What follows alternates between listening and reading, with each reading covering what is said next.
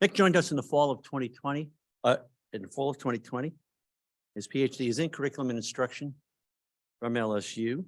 He's a curriculum theorist whose scholarship focuses on the intersection of diversity and education, the complex ways in which individuals learn, and how knowledge, culture, and historical narratives are elevated into curriculum.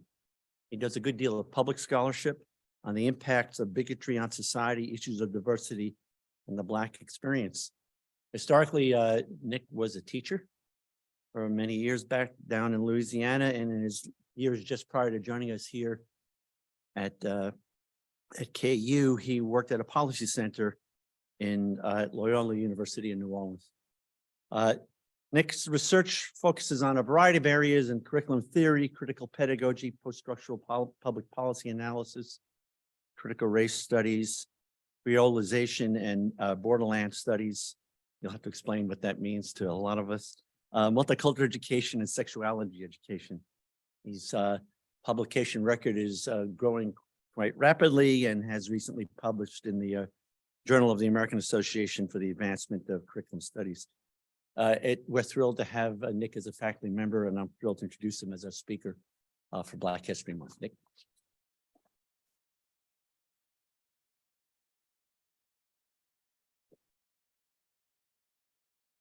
Well, there's a lot more people here than I thought there would be. How y'all doing? And including online. I see some of my rowdy friends from Louisiana have showed up, and as well as my lovely fiance. And so, thank you for joining me tonight as we delve into the oh so light and lovely topic of bigotry. So I will go ahead and share this presentation. We will get started.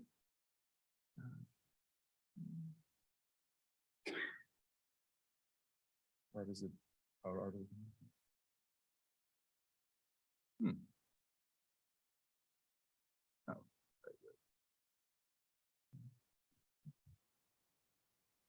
So, as Dr. Ginsburg said, I'm a curriculum theorist by training, which means I have a generally different relationship to curriculum than other areas of education. The way curriculum theory thinks of curriculum is it is anything that is taught from multiple sites. So formally, which is what you would get in school, the hidden curriculum, which are the things that you are taught but not explicitly. So think of when you were in high school, you had to raise your hand to go to the bathroom. Well, there's some hidden curriculum there. It's teaching you basically to defer to authority. And what more visceral way than you have to ask somebody to relieve yourself. And the social curriculum, which is what the society teaches. And when you consider how much we are taught pretty much everything from how to groom ourselves to even how to identify ourselves. Curriculum really is our conveyance into the world, and we teach people how to see the world. And that is where I am situating this talk.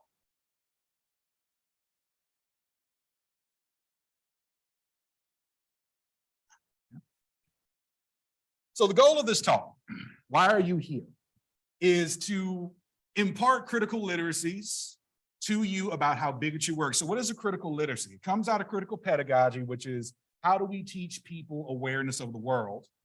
And a critical literacy is an awareness of the world. It is really how a system or an ideology works, right? So if you've ever heard of financial literacy, you understand how credit cards work, and I really hope our undergrads understand how credit cards work. Is a critical literacy. Medicine, do you actually understand with all those milligrams and grams? And that's medical literacy. Do you know how to navigate a system? Do you know your rights under law? You have a critical literacy of the criminal justice system. So think of it this way. Bigotry itself is an ideology. And I will get into that later. So therefore, it teaches. It has a curriculum. And that is something we can look at. And it does teach people how to see the world. So But think about it when we talk about ideology. So like, how do people frame the world? How do they teach people to see the world? How do they defend themselves? That's true of any ideology. But also how to respond, how to navigate, and how to resist if need be. That too is critical literacy. So the questions we're going to entertain are: how do bigots think about the world? How do bigots teach people to think? And what are the rhetorical tactics that bigotry uses to present itself as anything other than hatred? And the second one is, what can you do about it as individuals and members of various communities? Now, what I am not teaching you is how to win debates with bigots. Okay, there is a very simple reason for that. You can't. You cannot win a debate with a bigot. Why? Because, and this is, the great Toni Morrison, she said it very, very plainly, there will always be one more thing. So take this for example, we're talking about sexism. Okay, you have a man who thinks women are inferior. It does not actually matter how much data, how much science women will produce, right? It shows it cognitively, physically, that men are not superior. Guy says, I'm physically superior to women. They have a 50-yard race and the guy gets smoked. It will not change his mind because his bigotry has basically blinded him to the truth. All right, so in the end, a bigot will deny what they know because it is inconvenient.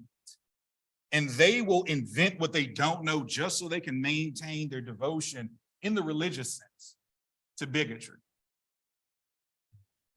So that is the first thing you have to keep in mind. So if you were here to be like, okay, how do I win that debate online? I'm sorry, I have nothing for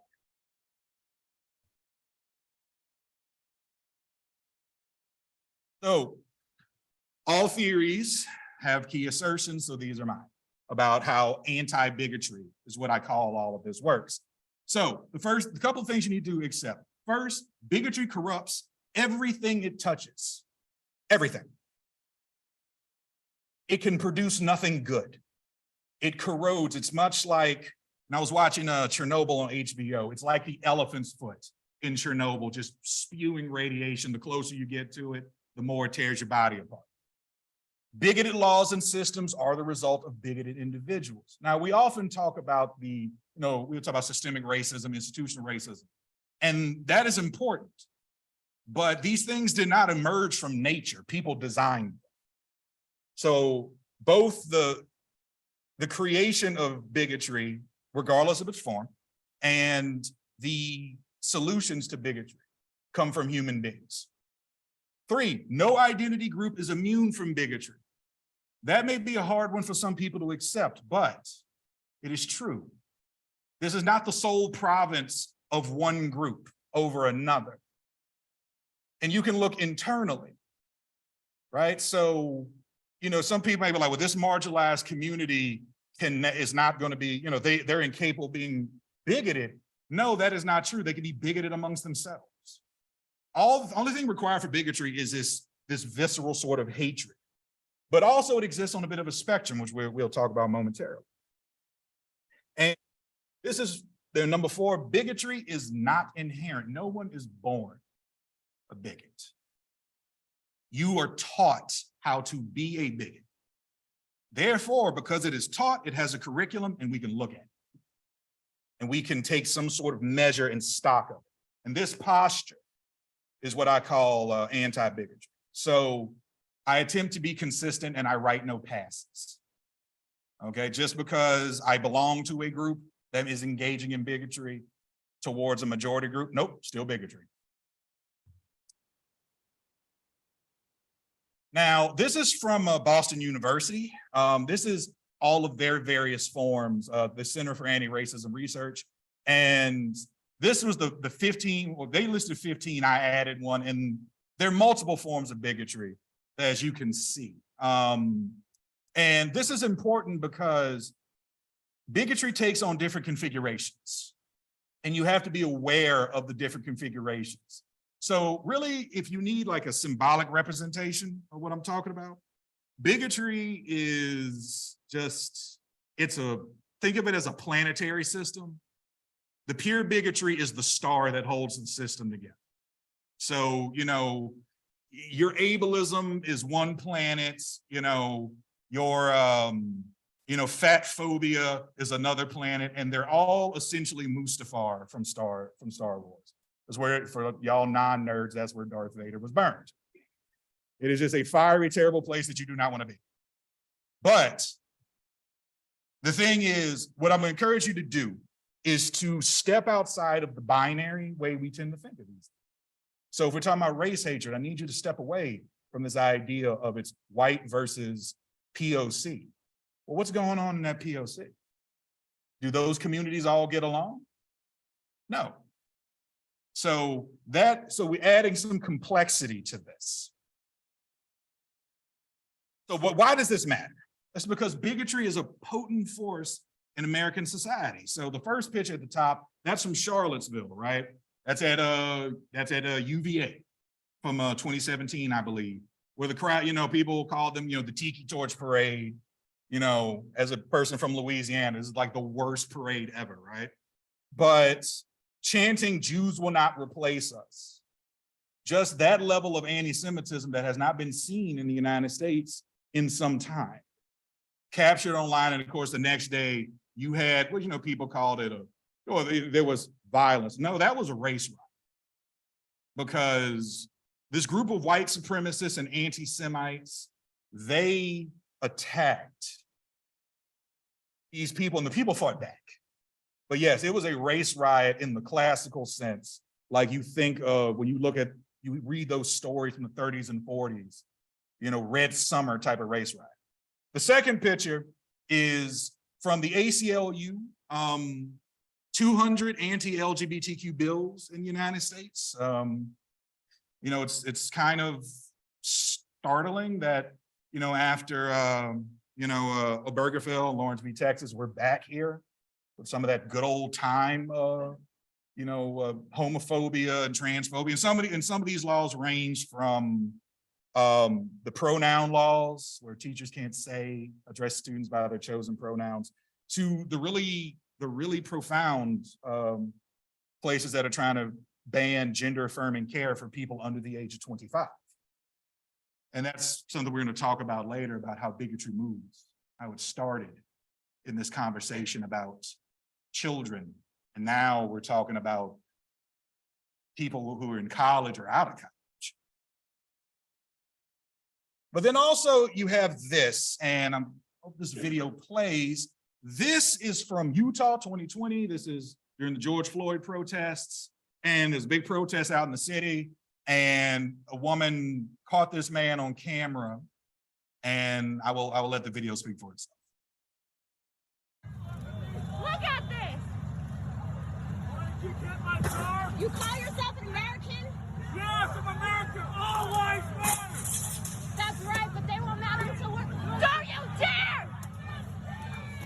This is his car. This is his car.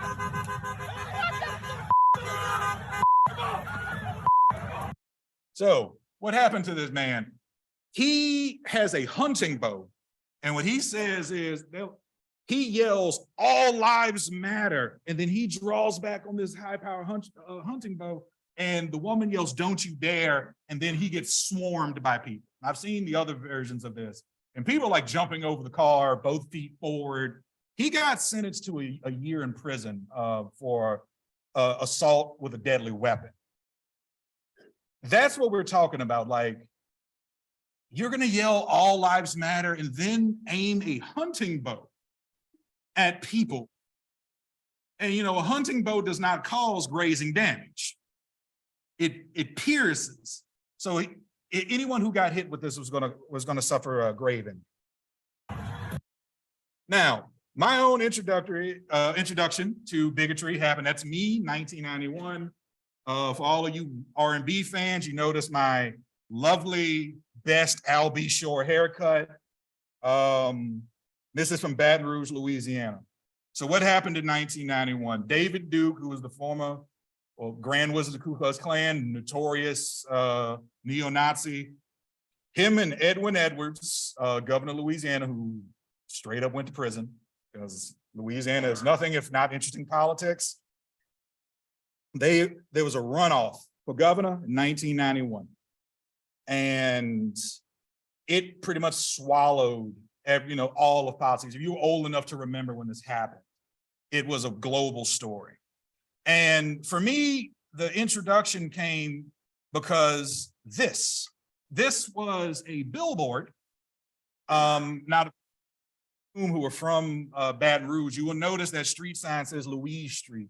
Now, for those of you who've never been to Baton Rouge, this is the on-ramp heading north, and that is the lip of Old South Baton Rouge, a big Black neighborhood. It's my grandparents. So I saw this sign every week, every time my mother, my father took me to visit my grandparents.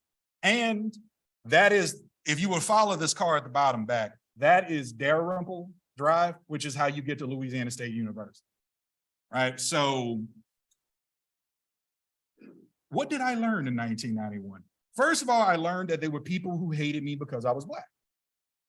Then I learned that one of them was running for governor. I was only 9, but I understood what a governor was. Then I learned what the Ku Klux Klan was. And then I learned who the Nazis were. That was my fall, 1991. And really, in many ways, that's when my childhood ended, because I had to absorb the fact that there were people out there who did not like me, did not like my parents, did not like my grandparents, for the sin of being brown, having brown skin. And this was really despite my parents, my grandparents, and my teachers' best efforts. My teachers did not hide who this man was. I went to I'm a Catholic school product, and the nuns had nothing but contempt for this man. But they did this because it necessitated I be informed, because it becomes protection. It's a dangerous world out there when you don't know that there are people who will hurt you simply based on how you look, who you love, your religion, the disposition of your body, etc.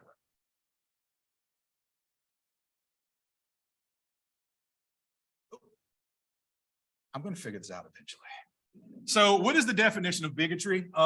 Merriam-Webster defines it as a bigot as a person who is obstinately and intolerantly devoted to his or her own opinions and prejudices, especially one who regards or treats members of a group, such as a racial ethnic group, with hatred and intolerance, and an obstinate or intolerant devotion to one's own opinions and prejudices, the state of mind of a bigot. So to put it simply, the way I look at it, and I'm stressing the second part, a bigot is a person who hates people for being different. Bigotry is how they justify their hatred. That is an ideology that produces curriculum that has a material impact in the world, regardless of its form. So the nature of bigotry can be really described a couple of ways. So Captain G.M. Gilbert was a psychiatrist who was at the Nuremberg trials after World War II. And he quoted this, this is his famous phrase, that he went to Nuremberg to discover the nature of evil.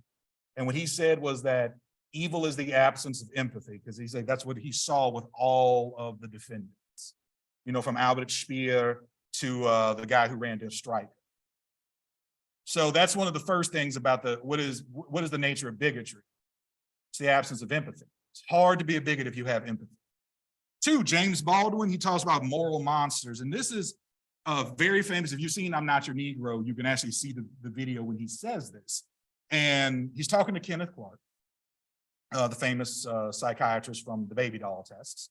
And he says that he's looking at white America's resistance to desegregation and the things they are doing, the people they are killing, the children they are hurting. And he talks about the death of the heart and the soul, and that he's confronted with the fact that these people have allowed themselves to become moral monsters.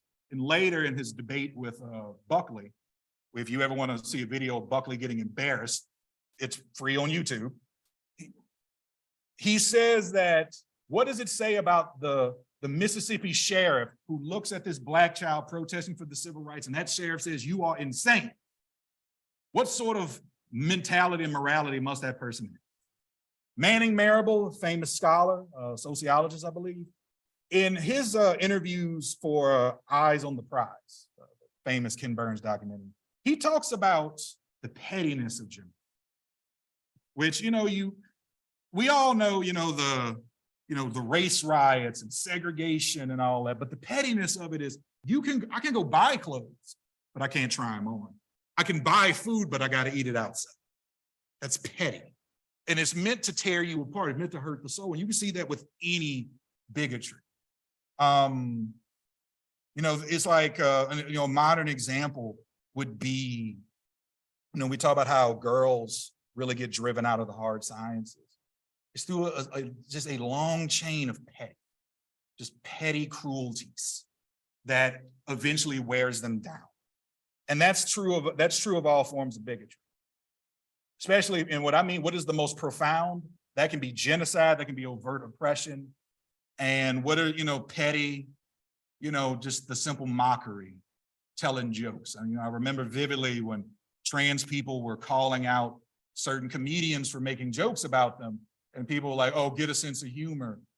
That petty has become profound because they're passing laws against transgender.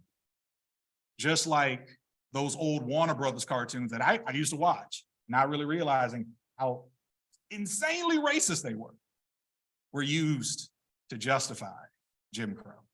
And then Adam Seward, who was a journalist, he wrote this as a political observation, but cruelty is the point. For a bigot, that is their reason for being, that is the point of their politics. If you want to figure out what will a bigot do in power, pick the cruelest thing you can imagine, and that's where it's around is going to be. Because part of bigotry is attacking. It insists on attacking. Okay.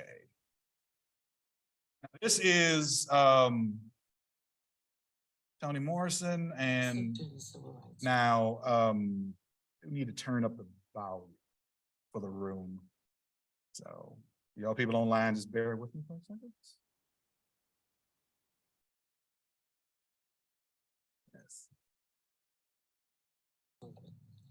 There were women who would rush out to the schoolyards when they were trying to integrate schools, and they would push over the school buses that were bringing Black children to these schools, push them over and set them afire.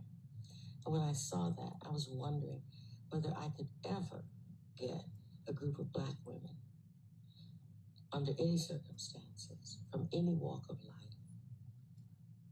to hurt some white children, to set a bus on fire full of white children for any reason.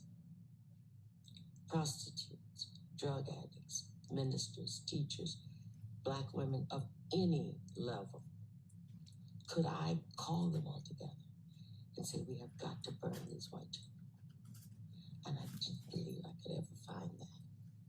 So I thought, those white mothers, they were not just white women, they had actually had children.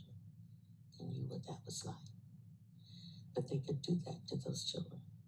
They could spit at a child. So I thought, that is the most degrading life I could imagine, of being an adult who could do that. If I were those white people, the absence of that shame was so profound that the real victim was not those children.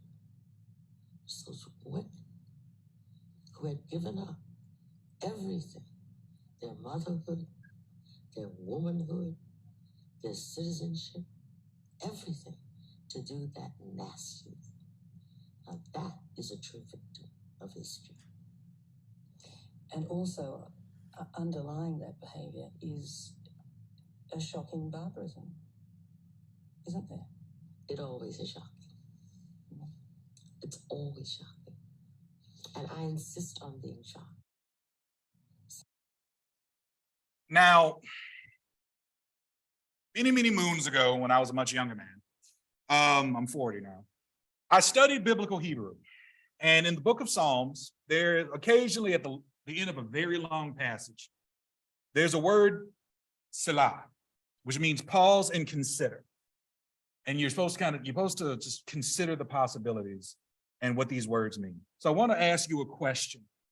What is the moral and intellectual character of a bigot, regardless of the targets of their bigotry? What sort of person, morally and intellectually, can justify hurting a child? Regardless if we're talking about what Toni Morrison's talking about, white moms during Jim Crow, or if we're talking about legislators who are going after transgender students, which is another way of saying children. What is the moral and intellectual character of those people?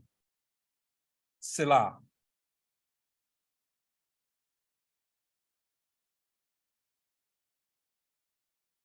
So this is how I've broken down the critical literacies.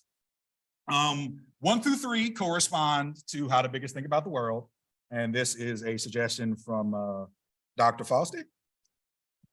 Thank you very much, sir. How do bigots teach people to think? That's 4 through 7. And then 8 through 10, what are the rhetorical tactics that bigotry uses to present itself as anything other than hatred? So let us begin. Lesson 1, bigotry destroys morality. The first mental faculty that bigotry seeks to alter is morality, because the very real point of bigotry, of all of this, is to be able to brutalize a human being while ignoring their screams. And brutalizing human beings is easier if you think of them as less than human. So historical examples, Leo Frank, Emmett Till, Matthew Shepard, what sort of moral fiber must you have to tear apart a person? Matthew Shepard, they beat that man almost to death and then let him freeze. The sadism of it. You know, Emmett Till, the sadism of these grown men murdering a boy. He was a boy. And Leo Frank, they murdered him because he was Jewish, and a bunch of stereotypes about how, air quotes, Jewish men were. Have you ever seen a picture of a lynching? All those smiling faces, people bring their children. What sort of moral makeup must you have to bring a child to watch another man die, or another woman die? And Lawrence is not spared from this. On the bridge heading up to North Lawrence, and people were lynched a long time ago. A modern example of this is queer children who get kicked out of their family for being queer. Sheer cruelty involved in casting your child out long before they're able to survive in this world. And I think all of us know, because we're all adults, that this world can be absolutely brutal, especially to children who have no one to care for. What morality, what is the moral makeup of a person who can do this? And that's something you have to remember when we talk about bigotry, is that morally speaking, the way they talk about morality, the way they teach morality, it is devastating. I believe in psychology, they call it maladaptive behaviors. Thank you, Dr. Hanson. 2, destroys a person's ability to think. Bigotry claims to possess knowledge about individuals that they cannot possibly have because those individuals belong to a group. It replaces critical thinking and the nuance required to discuss historical context of an event with platitudes that justify bigoted worldview. The historical example I have here is Hannah Arendt, who famously wrote Eichmann in Jerusalem. I've read that book many times. She also wrote The Origins of Totalitarianism. She also wrote a defense of segregation in Little Rock, talking about the public and the private sphere. So this brilliant person was not spared. You think that bigots are stupid. They're not. It's easy to default to, you just some guy in a pickup truck with his Confederate flag, listening to the latest terrible country song, right? But no, Jim Crow was not written by uneducated people. Do you know that the term Ku Klux Klan is Greek? It means the order. Those were college educated men who put that together. You also see this with the anti-CRT moral panic, which, as a person who studied critical race theory, I've never quite understood how people got so angry over the driest thing in the world. It is, if you've ever done a critical race theory analysis, it is so dry. Just reading legal, but all these things are, where it says that we have to hate white people, we have to do this. Like, none of that is true. But that's not the point. because bigots will just make stuff up. Bigotry just makes things up. And this is why, would you see with the, with the anti-trans panic, the mutilation of children, even though that is not what's happening. A moral panic will always invoke this, but it teaches people to disregard information and facts that contradict this worldview, right? Even though they can never possess this knowledge. If a racist were to, come up to me and say that, all Black people, can play basketball. And I'm like, well, I'm a danger to everyone if you give me a basketball. Therefore, your entire worldview is false. But they have no problem creating these weird caveats. You see this with sexists all the time. They will just reinvent the wheel to justify where they are. 3, it is intersectional. All forms of bigotry are connected because people exist in multiple communities. A racist is a sexist, et cetera, et cetera. The Klan started off hating one group of people, but as they started off hating African Americans, then experience to Italians, Catholics, Irish, Jews, all that, because it keeps moving. Of course, they're also sexist. Why? Because you have Black women. All those communities have women. So you show me someone who's like, I hate Black people. Well, then by default, you hate Black women, Black gay people, Black poor people, Black disabled people. You hate Black Jews, you hate Black Muslims, you hate Black cats, you hate everything, right? It just doesn't stop. And it's a genuinely, like, these guys, it's an interconnected sort of hatred. It is a blistering sort of hatred to encounter. And then you see this with wokeness as a slur. Now, I have no earthly idea what woke actually means. I'm waiting for Merriam-Webster to put this to rest. But I remember what it meant when I was a younger man in college. And, you see how people use it. And what it gets called wokeness is it can be anything from superfly Marxism to Black people and Black Lives Matter protesting for their 8th Amendment rights under the Constitution, which is being spared cruel and unusual punishment, or women wanting to close the pay gap, or Jewish people calling out anti-Semitism. I notice this is a pattern, right? I notice a pattern.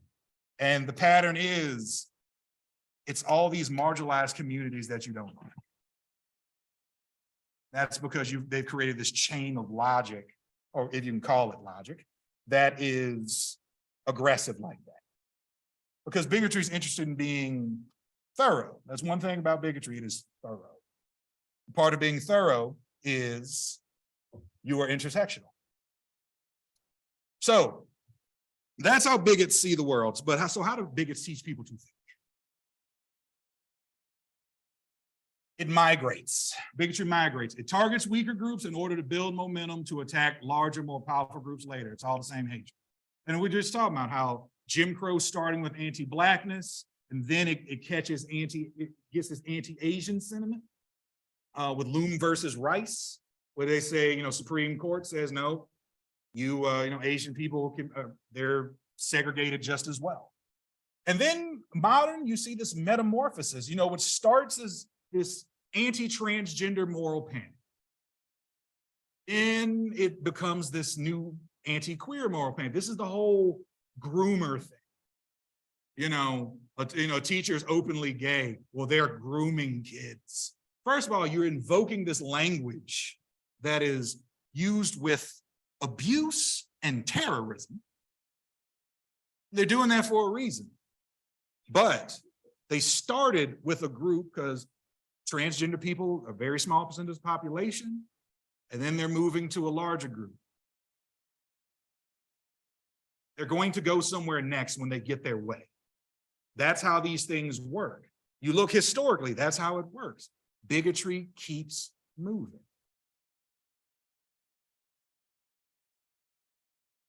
Bigotry is taught, lesson number 5. And I said, no one is inherently bigoted. Like any other form of thought is taught to children, typically by their parents in their communities. So I grew up, in Louisiana, we took field trips to plantations where there were no slaves, they were workers. They just worked there. And then I remember going to tell my grandfather, well, yeah, they said they worked there. And, my grandfather like spins around in a chair. They're like, what did they say? That sort of deal. Or the lost cause narratives, right? About, the South had it made. It was so good and everyone was happy until those Yankees showed up. I've even heard some of the more radical ones being like, well, those Yankees got with those communists. Like, they were not communists in 1860, dog. Like, what are you talking about? Okay. But also look at these anti-transgender laws. What are you teaching? This one thing if we look at curriculum. If I can segregate this child so they can't play on this, teams of their choice, and I can dictate how you even address them, that you invalidate their entire identity. What am I teaching the cisgender kids about the worth and the value of trans people? It's the same thing you saw with the Nazis, all of their anti-Semitic literature. It was not for Jewish people. It was for people who were not Jewish. The people they were taught an entire social curriculum that justified bigotry, and that bigotry led to the Holocaust and the eventual dismemberment of Germany. Germany, how did the Nazis end in Germany? It ends as a smoldering ruin torn between the victors of World War II. So we teach people these things. Segregation was a curriculum. White children, for those of you who may remember segregation, I get to eat in the restaurant. He has to eat on the stairs. That lets you know, and of course, in the famous Brown versus Board, Earl Warren acknowledges this, like the stamp of that sort of segregation is what robs children of their dignity. Paranoid, and this is the thing I've always kind of been weirded out by. They will always, bigots are always afraid of retribution from their targets. This drives them to become increasingly cruel as a way of foretelling the inevitable. This is the whole replacement theory. Like, it's weird to me. I see, certain people on television, certain news anchors talking about, replacement theory, but then they'll be like, well, there's no, they're over, the 1619 project's overblown. Things aren't that bad. It was never that bad. They want to replace us and punish. I'm like, guys, it seems to me that if you acknowledge you in the replacement theory, you actually acknowledge that things were actually that bad, because why are you afraid? Why are you afraid if it seems that you don't want to be a minority? What about possibly being a minority bothers you? It's like that internet meme, like, why are you afraid? Are you scared? You seem scared. Why are you scared? Right? And you see, replacement theory is one of the most grotesque ones. It's the evil twin of the civil rights movement, because it has that much energy and it is just trying to kill everything the civil rights movement ever wanted to do. But you also get, the accusations of the LGBT agenda to destroy the American family. That old canard, if any of y'all remember, was always that, like, these, it was the same thing with divorce. If women get the right to vote, they're going to destroy the family. If they can go to school, it destroys the family. If they can get a credit card, it's going to destroy the family. If you let them get college educations, they'll destroy the family. Why are you so paranoid? Like, who is hurt by any of this? Who is hurt by a child with two dads?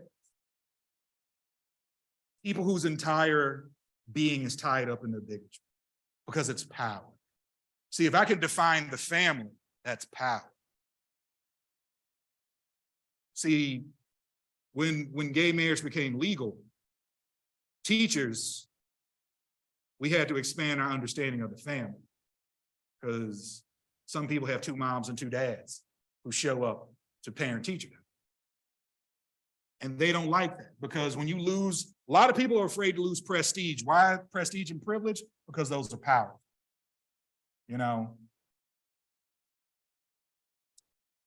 Bigotry brutalizes the body. Now, this one's a pretty straightforward one, is that bigotry always is going to seek to inflict that sort of harm on people. All right. And you see this with the historic anti-LGBT laws. You also see this with the anti-Asian hatred in the wake of COVID, resurgent anti-Semitism, and the murder of transgender women. And the last part of the critical literacies, how am I on time? 10 minutes? Oh, let's see if we can do this. Okay. What are the rhetorical tactics that bigotry uses to protect itself? It presents itself as concern. See, because only the most galling bigots like the David Duke would be like, I just hate these non-white people. Most people are like, well, we have to talk, we are protecting children. We're talking, I'm just asking questions. I'm just asking questions. Why does feminism hate men? I'm just asking questions. It's that sort of deal. Because it does that because it gives social moderates cover. Because they can entertain that question as real. And this, like I said earlier, this is the whole thing about protecting children from queer groomers. We want to protect kids from the big bad books in their classrooms that talk about Hank Aaron or Mouse. 9, presents itself as philosophy. And this is probably bigotry's favorite thing. It appropriates the language and presentation of philosophy in order to make itself more accessible to the educated. And it will try to redefine terms. And this is really done to feel itself from philosophical scrutiny. So the backlash to Black Lives Matter being all lives matter, that's wild. It's like, well, Black lives don't matter, all lives matter. That would include Black lives now, then, wouldn't it? All right. You also see this with the TERF movement. As you see trans exclusionary radical feminists attacking transgender people and advocating for like, well, we have to keep them out of public spaces. Well, here's the question. How are you going to tell who's trans, who's cisgender? You assume when you see someone you don't know. So what are you opening the door to? And that's where you start hearing these conversations about how would a student who's accused of being transgender prove that they are not, and the horror that opens it up to. And number 10 is that it presents itself as science. I think this is self-explanatory. This is, the Google, well, women can't code. They have to be taught how to code. Well, that means they can code if they can be taught how to code. Like if you said like a chicken can't code. No, a chicken can't code. That's scientific.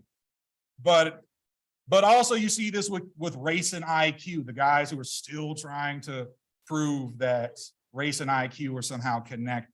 This is the classical, the historical one. Think of eugenics and how eugenics was so embedded in American education for so long. So what can you do about it? I have 2 ideas for you. One is Karl Popper's paradox of tolerance. He was a Jewish philosopher.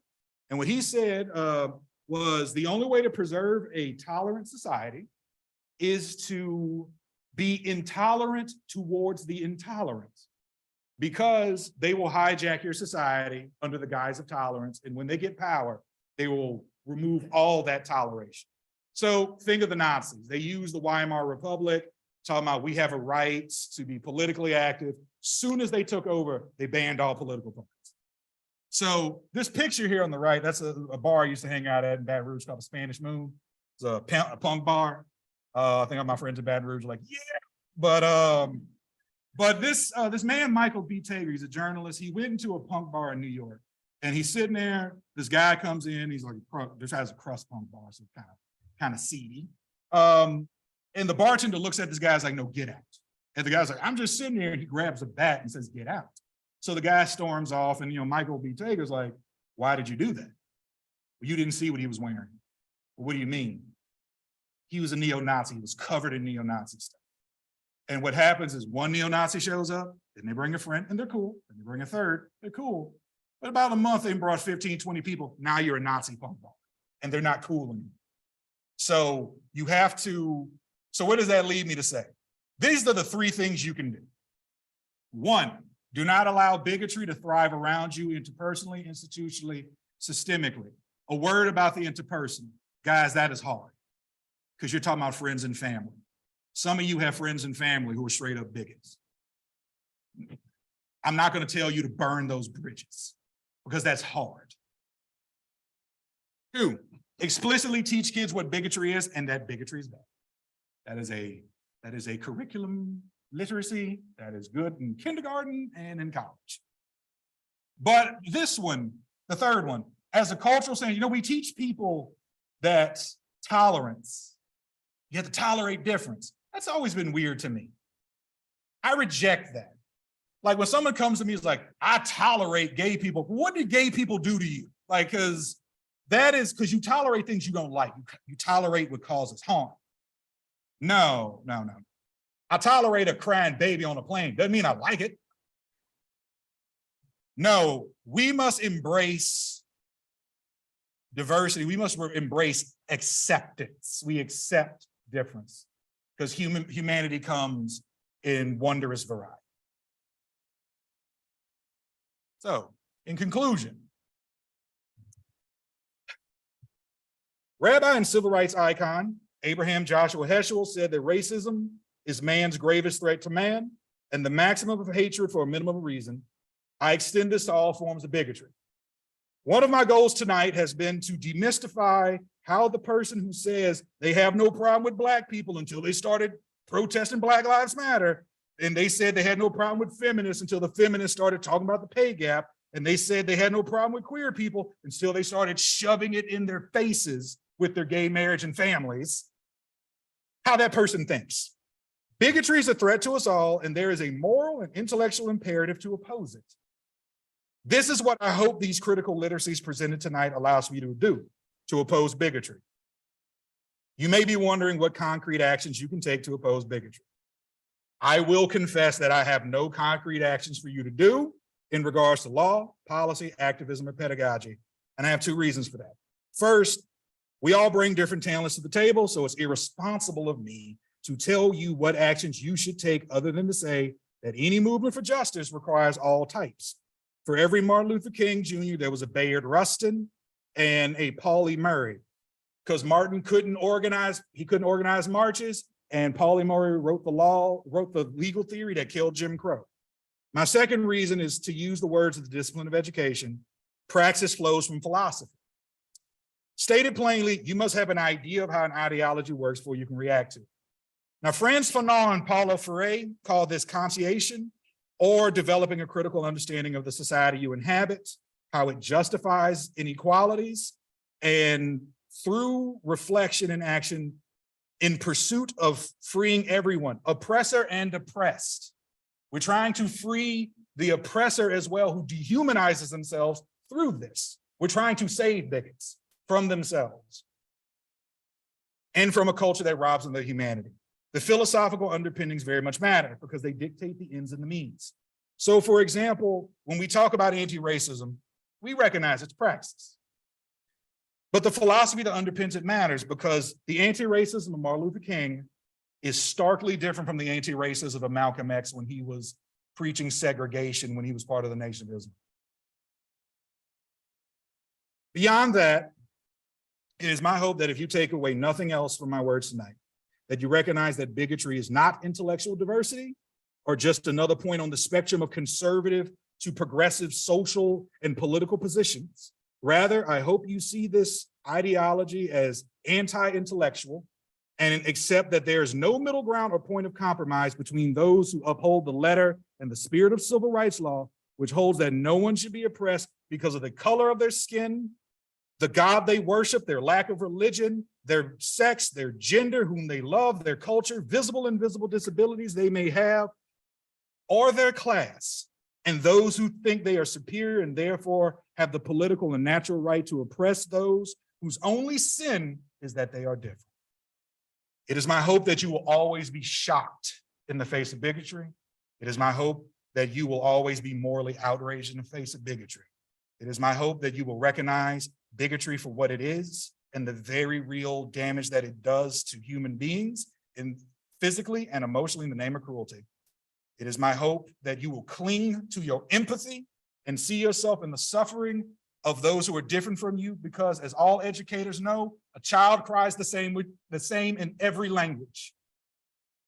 And I hope that you maintain bigotry, because it is needed now more than ever in these incredible days of change and possibility. And then I encourage you to consider these words, these literacies, and where you stand on this critical matter. Selah. Thank you.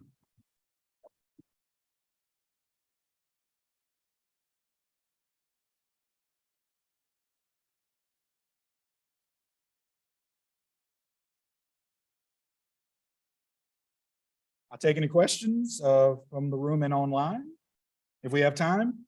Yes, hi.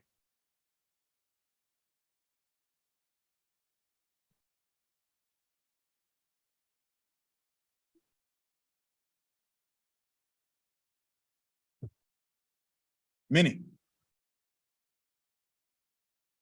Many. I mean, there's a. Yes. Are there any examples of bigots, people who escaped bigotry? Many, many. You know, one thing I love about the South is that there is stark racism there, but there's also stark anti-bigotry.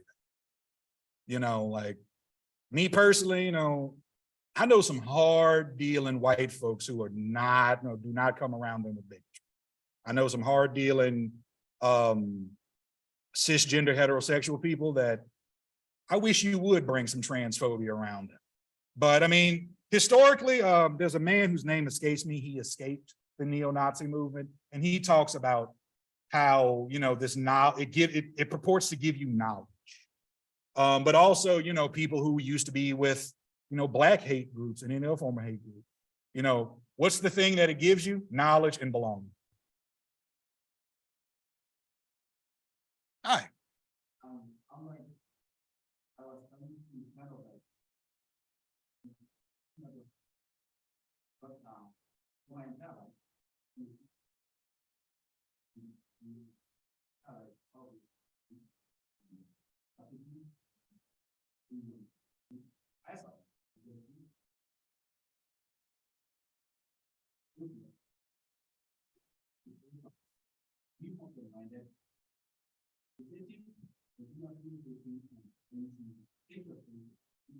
but we must not be bad.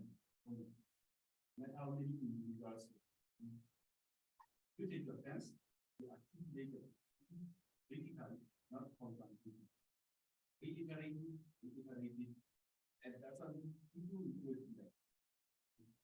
Just because we are people are only paranoid that I thought to do the people. So, yeah, how about that?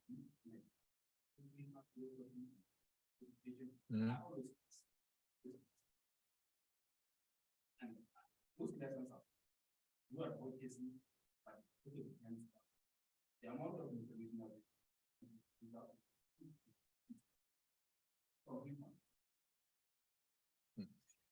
I agree with you. And I believe, you know, that bigotry cannot survive scrutiny. It cannot survive rigorousness, because at the end of the day, it lacks any empirical grounding. It's just I mean, people who believe in bigotry is like a worse version of believing in Santa Claus. At least Santa Claus brings you things. Bigotry just brings you misery. Do we have any questions from online? Or?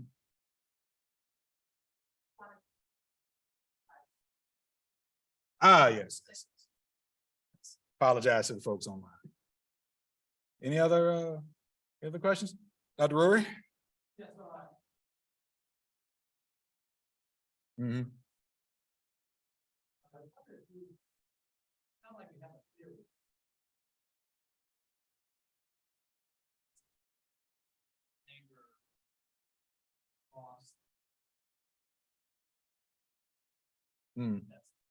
Yes, for the people online, Dr. Roy asked me to elaborate on my theory of bigotry. My theory of bigotry is that different forms of bigotry act very much like a gang. They recruit in that same way. They go for folks who are disaffected, people who are looking to belong.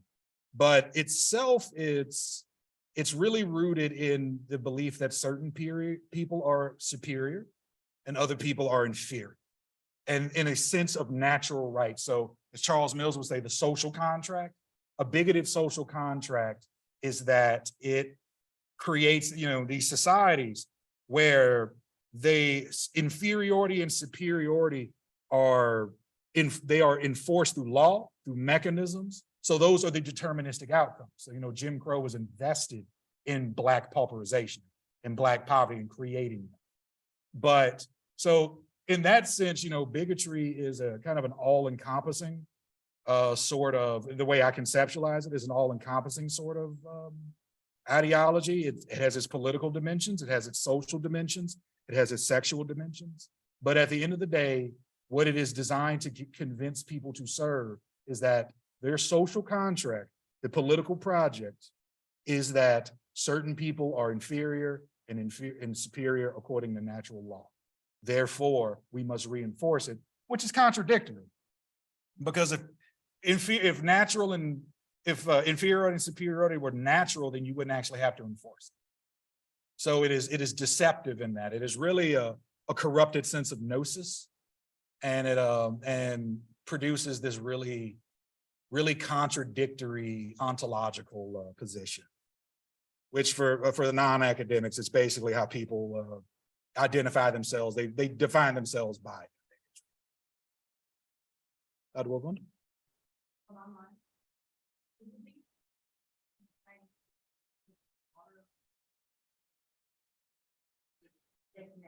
Yes. Yes, the question was, is the bigotry we see today part of a concerted anti-intellectual movement? I would say so, because bigotry is of any stripe. They're starkly anti-intellectual. They don't want to talk about the data. They don't want to see the numbers. They don't want to see the quantitative and the qualitative. They just want to, it's all really kind of interpretive lens. So they cherry pick. And that's the irony. They're anti-intellectual, but they want to appear to be intellectual.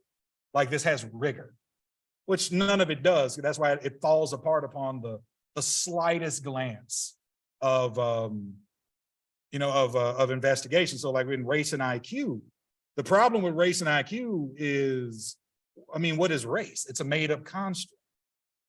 It has no grounding in reality. So you're saying all these millions of people, like Africans are intellectually inferior, even though these groups are radically different from each other. It's silly. And then they completely omit like the findings of Ogbu, who argued from his study that you notice the outcast in every society has low IQs. It's because they're locked out of. I mean, what does an IQ test possibly measure? I think it probably measures your how close you are to the center and the means of society. You know, the more integrated into the world and free movement you have, the more you will develop these things they value. And of course, it's all, I mean, it's all a specious test anyway. Like we don't even have a really working definition of intelligence, but we're going to measure it through a standardized test. No.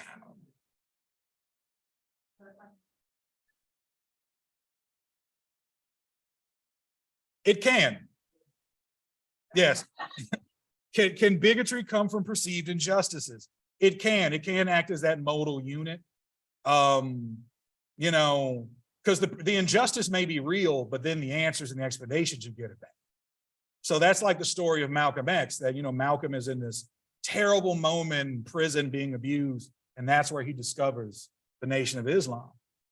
And then later he realizes when he's in Mecca that a lot of what they taught him was wrong. But it started with a real injustice. He was actually, he was in Jim Crow America. He's actually being oppressed. But that makes it even more critical, because you get revolutionary movements. This is why it's really important that revolutionary movements do not become bigoted, because a bigoted revolutionary movement will become bigots. They will just replace whoever's at the top of the chain with themselves and replicate all that cruelty. That's the genius of Martin Luther King, when he's like, we're not about hating white people. You hate white people, don't get in. Because his anti-racism, he's trying to free people. He was trying to free people. He didn't want to perpetuate the same stuff that he knew was poison. So that's, it definitely can stem from experienced or perceived. Just because you think you got played doesn't mean you actually did get played. I don't know if y'all remember that great play, Fences. That's Troy's problem. Troy is so angry that he's like, they didn't let me into the league because I was Black. And Rose tells him, you were 50. That's why they didn't let you in. When you were just too old at the time. And he can't accept that. We have any questions? Yes.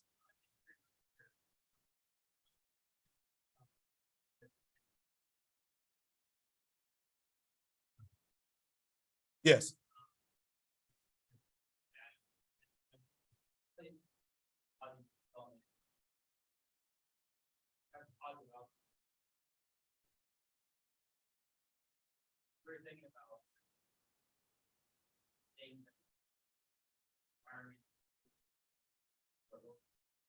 What I would tell you, oh yes, what are the concrete steps that we can take to instill, anti-bigotry with teaching kids? What I would say is first, you have to be grounded in that community. Because step outside of the national narrative. Like ground yourself where you are. What is the reality there? And think intersectionally about it, but also think, we talk thick intersectionality, which is you include experience, because identity is a lived experience. I'm not Black in a silo. I am Black through a pathway from South Louisiana, rumbling all the way to Lawrence, Kansas. But what I would say, start there. And, even though it's philosophical, grounding yourself in the realities of the situation and understanding that people can tell contradictory stories that are both true is real.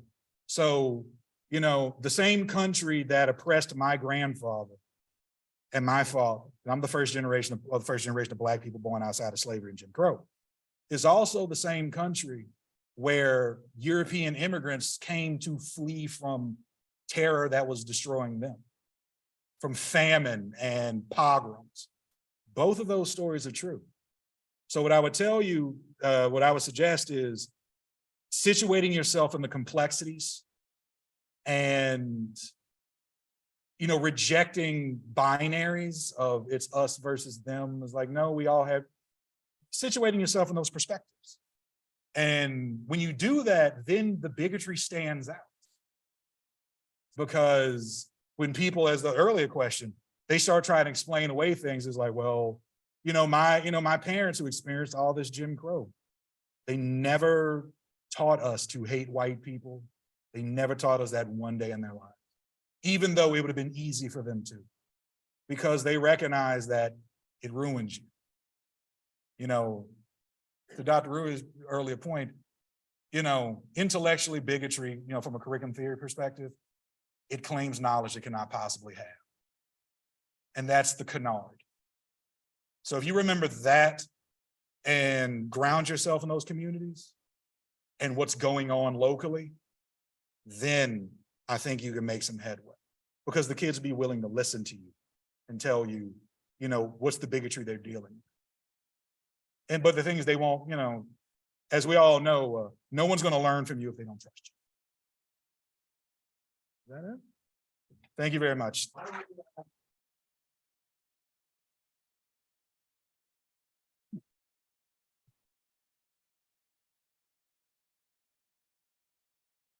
Thank you to the people online that joined us, and I couldn't think of a better talk for our Black History Month speech. Let's thank Nick again. Thanks for coming.